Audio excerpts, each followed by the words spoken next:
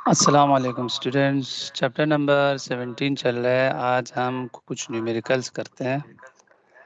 Photo electric के numerical करेंगे आज 17.8। What will be the work function. अच्छा, न्यूमेरिकल सॉल्व करने का मेथड आपको पता है। वन बाय वन पहले डेटा बनाना है, फिर टॉपिक गेस करना है, फिर सॉल्व करना है, इक्वेशन गेस करके सॉल्व करना है। तो पहला डेटा ये इसने बोला वर्क फंक्शन फाइंड करना है, तो वर्क फंक्शन को हम फाइव से शो करते हैं, पता है हमें। तो five is equal to question of a substance for threshold frequency of this value. Threshold frequency given है, थ्रेशोल्ड फ्रीक्वेंसी गिवन है, वर्क फंक्शन पूछा है। अब डेटा हमने लिख दिया, टॉपिक गेस करो आप। वर्क फंक्शन, थ्रेशोल्ड फ्रीक्वेंसी, ये सब फोटो इलेक्ट्रिक इफेक्ट की चीजें हैं। या तो मैंने पहले बता दिया था कि फोटो इलेक्ट्रिक कर रहे हैं, लेकिन पेपर में आपको डेटा से पता चला, तो डेटा से पता चल गया भाई फोटो इलेक्ट्रिक का सवाल है। अब फोटो इलेक्ट्रिक में वर्क फंक्शन का इक्वेशन क्या था, अगर आपको याद हो, वर्क फंक्शन है H इंटू एफ नॉट। तो ये वाला इक्वेशन यूज करेंगे, H इंटू एफ नॉट। बहुत इजी हो गया।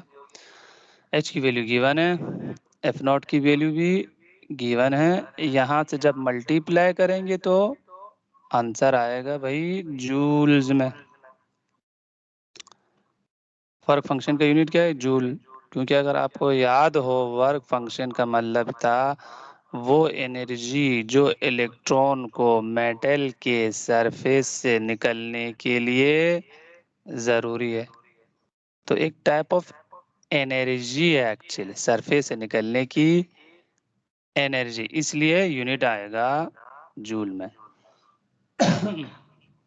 लेकिन आंसर आपके पास जो है इलेक्ट्रॉन वोल्ट में बुक में दिया हुआ, तो इसको इलेक्ट्रॉन वोल्ट में कन्वर्ट करना होगा। डिवाइडेड बाय 1.6 एक्सपोनेंट माइनस 19 करेंगे तो ये आपके पास आया वर्क फंक्शन की वैल्यू 1.83 इलेक्ट्रॉन वोल्ट एनर्जी चाहिए इस केस में इलेक्ट्रॉन को सरफेस से निकलने की। इसको हम कहते हैं वर्क फंक्शन। ये हो गया बेटा पहला क्वेश्चन। अब दूसरा क्वेश्चन करते हैं फोटो इलेक्ट्रिक के। What will be the wavelength, what will be the value of lambda minimum is equals to this. इसने लेम्डा मिनिमम पूछा है, यानी कोई वेवलेंथ हमसे पूछ रहा है और इक्वेशन भी खुद इसने दे दिया, तो हमारा काम आसान हो गया भाई, गेस करने की जरूरत नहीं है, इक्वेशन दे दिया। आगे देखो सारे वैल्यूज भी गिवन है, एच भी गिवन है, जितने भी चीजें इक्वेशन में चाहिए वो सब गिवन है, सी भी गिवन है, ई भी गिवन है, वी नॉट भी गिवन है। तो फिर ये तो बहुत इजी हो गया बेटा आपके लिए, तो डायरेक्ट वैल्यूज पुट कर दो, और क्योंकि वेवलेंथ का यूनिट होता है मीटर में, तो कैलकुलेट करो तो ये वैल्यू आएगी। अब इतना आसान सवाल दिया क्यों है फिर, बस इसमें एक पॉइंट है बेटा, ये इक्वेशन कहाँ से आया, ये पॉइंट है। ये कहाँ से आया, देखो बेटा, हम कर रहे हैं फोटो इलेक्ट्रिक इफेक्ट के न्यूमेरिकल्स, ठीक है। अब फोटो इलेक्ट्रिक में क्या हो रहा था, लाइट रेज आके सरफेस ऑफ मेटल से टकराएंगे, ठीक है। इस केस में इसने ये सपोज किया, वो जो इलेक्ट्रॉन जिससे लाइट टकरा रही है वो सरफेस ऑफ मेटल ही पे, यानी मेटल के अंदर नहीं, सरफेस पे है।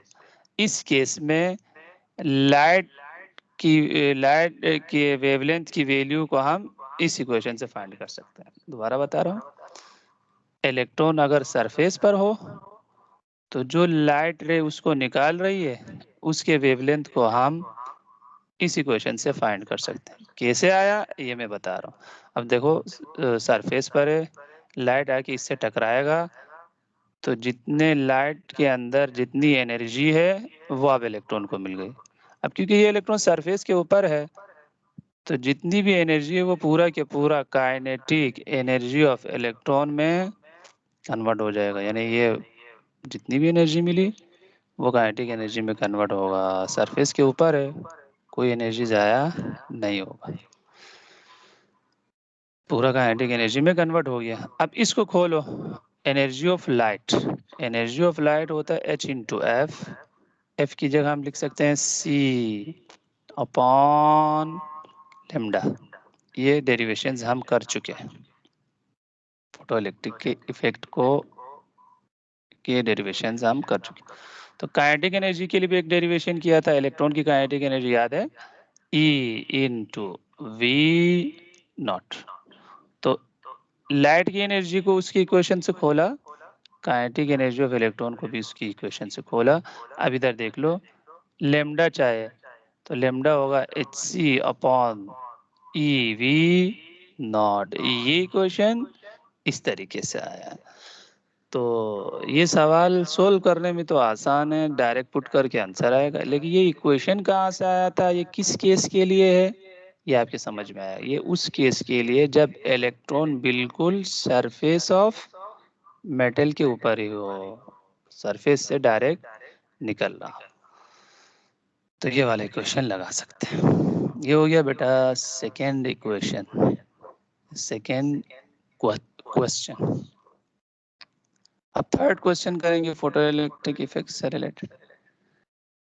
ये इम्पोर्टेंट है क्योंकि इस टाइप के न्यूमेरिकल्स पास पेपर में ज्यादा आया है। सोडियम सरफेस, वो जो आपके पास सरफेस है फोटो इलेक्ट्रिक में, सपोज किया है कि वो सोडियम है, is shined with light of wavelength 3 exponent -7 metre.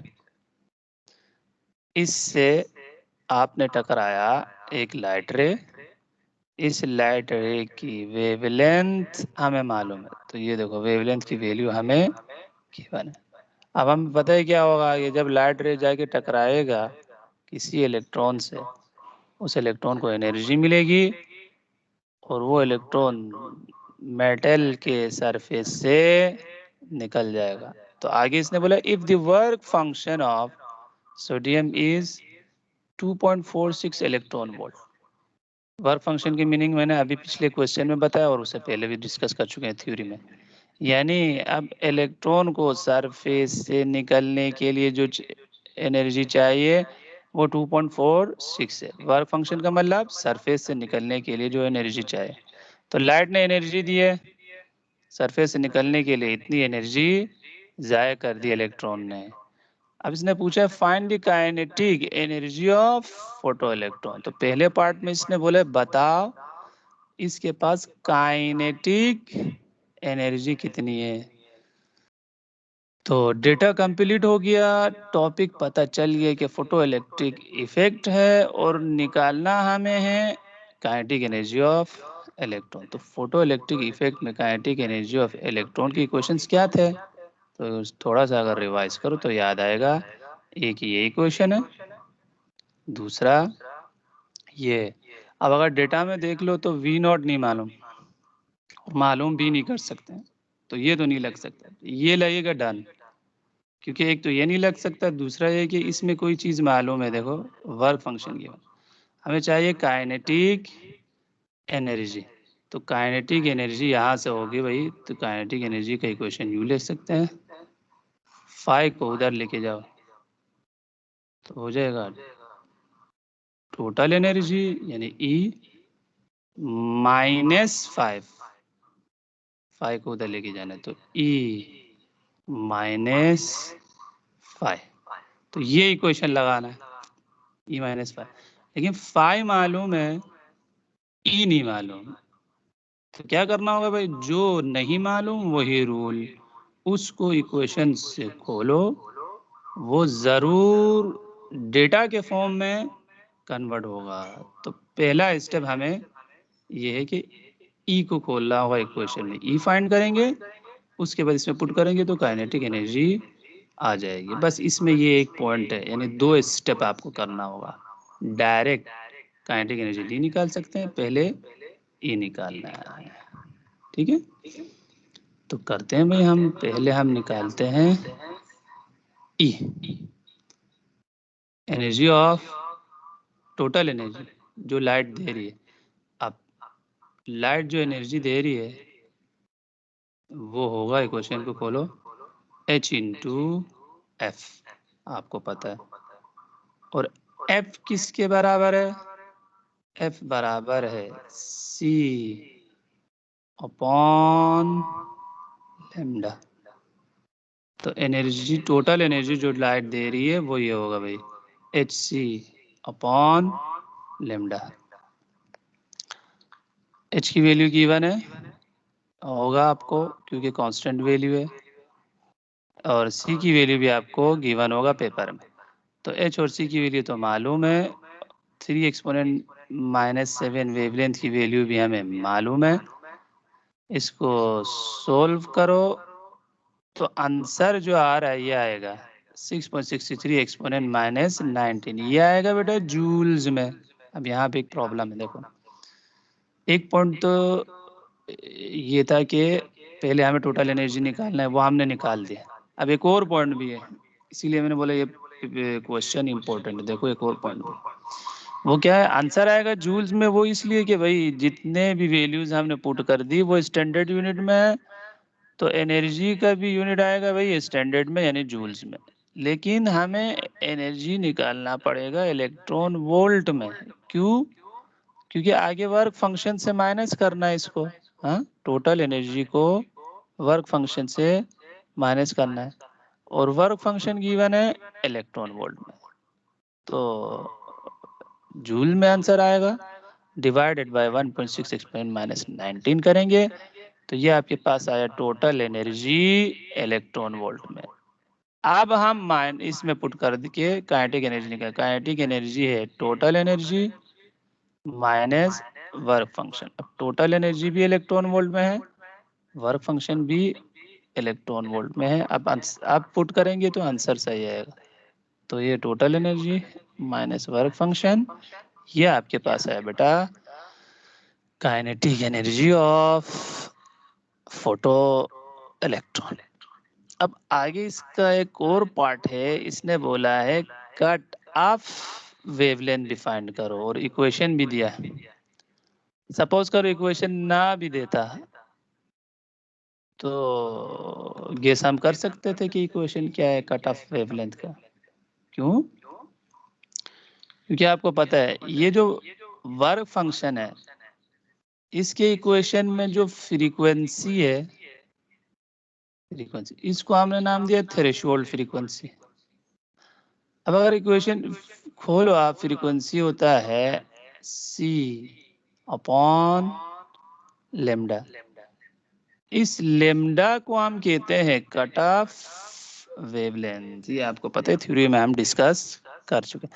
यानी वर्क फंक्शन में जो फ्रीक्वेंसी होता है उसको कहते हैं थ्रेशोल्ड फ्रीक्वेंसी, और वर्क फंक्शन की इक्वेशन में जो वेवलेंथ आएगा उसको हम कहते हैं कट ऑफ वेवलेंथ। इनके जो कॉन्सेप्ट है वो मैं डिस्कस कर चुका हूँ थ्योरी में। तो यहाँ से लेमडा सी का इक्वेशन क्या बनेगा? लेमडा सी हो जाएगा भाई एच सी अपॉन 5। तो ये इस तरीके से आया, ये याद रखो। पेपर में हो सकता है आपको इक्वेशन ना दे। तो lambda cut off wavelength H C upon 5। H की वैल्यू कांस्टेंट है, सी की वैल्यू कांस्टेंट है, आपको गिवन होगा। अब 5 की वैल्यू है 2.46, ठीक है। लेकिन मैंने इसको मल्टीप्लाई किया हुआ है 1.6 एक्सपोनेंट -19 से। क्यों किया ऐसा? क्योंकि 5 है इलेक्ट्रॉन वोल्ट में, 5 को आपको कन्वर्ट करना पड़ेगा स्टैंडर्ड यूनिट में यानी जूल्स में। अब इलेक्ट्रॉन वोल्ट को जूल में कन्वर्ट करना हो तो क्या करना पड़ेगा बेटा? Multiply by 1.6 exponent -19। तो इलेक्ट्रॉन वोल्ट जूल में कन्वर्ट करना हो तो मल्टीप्लाई करते हैं, पता है आपको 1.6 एक्सपोनेंट -19 से, और जूल को इलेक्ट्रॉन वोल्ट में कन्वर्ट करना हो तो डिवाइड करते हैं। तो यहाँ पे इलेक्ट्रॉन वोल्ट को जूल्स में कन्वर्ट कर रहा, तो मल्टीप्लाई बाय 1.6 एक्सपोनेंट -19 या ये जूल्स में। अब जूल में क्यों कन्वर्ट कर दिया भाई? जूल्स है स्टैंडर्ड यूनिट ऑफ एनर्जी। जब आप स्टैंडर्ड यूनिट पुट करेंगे तो वेवलेंथ भी स्टैंडर्ड यूनिट में आएगा, यानी मीटर में। हमें आंसर चाहिए मीटर में। तो इसमें ये पॉइंट इंपॉर्टेंट है कि आप डायरेक्ट फाई की वैल्यू को इलेक्ट्रॉन वोल्ट में पुट ना करो, बल्कि इलेक्ट्रॉन वोल्ट को जूल में कन्वर्ट करो, 1.6 माइनस 19 से मल्टीप्लाई करें। तो ये हो गया बेटा क्वेश्चन नंबर 17.13। अब एक आखिरी क्वेश्चन है, ये भी यूं कह सकते हैं कि फोटो इलेक्ट्रिक से थोड़ा सा रिलेटेड है। इसने बोला find the frequency of a photon. Photon का मतलब लाइट, तो फ्रीक्वेंसी निकालना है। When an electron of 20 kilo electron volt is brought to rest in a collision with the heavy nucleus। Frequency आपको फाइंड करना है और बोला है कि इलेक्ट्रॉन की एनर्जी इतनी है। अब आगे छोड़ दो, ये इस पे फोकस करने की जरूरत नहीं है। यहाँ तक जो तुम्हें पता चल गया इसी से सोल्व होगा। फ्रीक्वेंसी होती है लाइट की, आपको पता है, और एनर्जी बताया इलेक्ट्रॉन का। तो हमें पता है ये लाइट और इलेक्ट्रॉन का क्या रिलेशन है। लाइट आके इलेक्ट्रॉन से टकराएगा तो अपनी पूरी की पूरी एनर्जी किसको देगी भाई? इलेक्ट्रॉन को। उसकी वजह से इलेक्ट्रॉन में काइनेटिक एनर्जी आएगा। यानी यू के, अब आप फ्रीक्वेंसी को फाइंड कर सकते हैं, यानी यू कह सकते हैं कि ये जो काइनेटिक एनर्जी है एक्चुअली वही लाइट की एनर्जी है। लाइट ने टकरा के जो एनर्जी दी वो इलेक्ट्रॉन की काइनेटिक एनर्जी में कन्वर्ट है। तो काइनेटिक एनर्जी की जगह हम लिखते हैं एनर्जी ऑफ लाइट। तो एनर्जी ऑफ लाइट है 20 किलो इलेक्ट्रॉन वोल्ट। अब यहाँ पे एक यूनिट कन्वर्जन की जरूरत है। किलो का मतलब एक्सपोनेंट 3, तो यहाँ तक ये हो जाएगा इलेक्ट्रॉन वोल्ट में कन्वर्ट। अब इलेक्ट्रॉन वोल्ट को हमें जूल्स में कन्वर्ट करना होगा स्टैंडर्ड यूनिट में। तो इलेक्ट्रॉन वोल्ट को जूल में कन्वर्ट करने के लिए अभी डिस्कस किया था, मल्टीप्लाई बाय 1.6 एक्सपोनेंट माइनस 19 का। तो किलो को एक्सपोनेंट माइनस 3 लिख दिया, इलेक्ट्रॉन वोल्ट को जूल में कन्वर्ट करने के 1.6 माइनस एक्सपोनेंट माइनस 19 से मल्टीप्लाई किया। ये आपके पास आया एनर्जी ऑफ लाइट जूल्स में। अब एनर्जी ऑफ लाइट मालूम है, फ्रीक्वेंसी ऑफ लाइट मालूम करना है। अब कैसे आएगा? ये देखो, एनर्जी ऑफ लाइट होता है H इंटू एफ, और F क्या होता है? ये देखो, F हमें मालूम करना, सॉरी मैं बोला, इसी से आ जाएगा। मस्जिद खोलने की जरूरत नहीं है, यही वाला इक्वेशन यूज करो। मैं इसको खोल रहा था, F को जरूरत ही नहीं है, F तो मालूम करना। तो F होगा एनर्जी अपॉन H। अभी इफ्तार का टाइम है, तकरीबन इफ्तार में आधा घंटा बाकी है, तो थोड़ा सा रोज़ा भी लग रहा है मुझे। आज जो है 16th ऑफ रमज़ान है और अभी शाम का टाइम है, मैं लेक्चर रिकॉर्ड कर रहा हूँ। तो एनर्जी ऑफ लाइट हमें मालूम है, फ्रीक्वेंसी ऑफ लाइट मालूम करना है। तो energy is equals to H into F. तो F आपके पास आएगा energy upon H। H constant value है, आपको मिल जाएगा। तो एनर्जी की वैल्यू ये हमने फाइंड किया भाई जूल्स में, H की वैल्यू मालूम है। ये आपके पास आया फ्रीक्वेंसी। अब फ्रीक्वेंसी यहाँ पे मिसप्रिंट हुआ है। फ्रीक्वेंसी का जो यूनिट है वो क्या है बेटा? हर्ट्ज है। ठीक है बेटा, ये आपके पास आया लास्ट क्वेश्चन, जो कि फोटो इलेक्ट्रिक से रिलेटेड था। नेक्स्ट टाइम हम करेंगे बेटा कॉम्पटन इफेक्ट के न्यूमेरिकल्स।